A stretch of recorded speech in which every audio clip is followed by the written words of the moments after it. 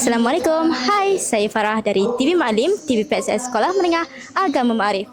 Hari ini merupakan hari yang amat bermakna buat para pelajar yang diraikan setelah bertahun-tahun mereka berusaha dan berkorban demi mencapai kejayaan dalam peperiksaan Sijil Pelajaran Malaysia 2025.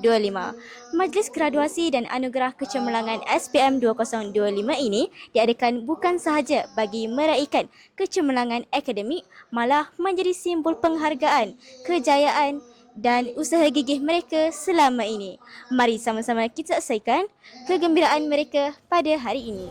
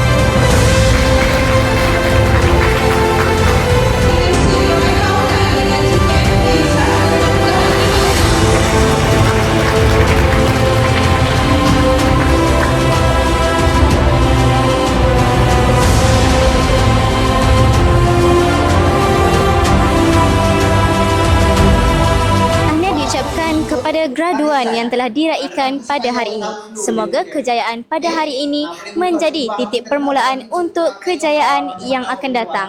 Sekian, saya Farah bersecara untuk TV Maklim, TV PSS Sekolah Menengah Agama Ma'arif. TV Maklim, ilhamku, inspirasiku. Bye-bye. TV Muallim, ilhamku, inspirasiku.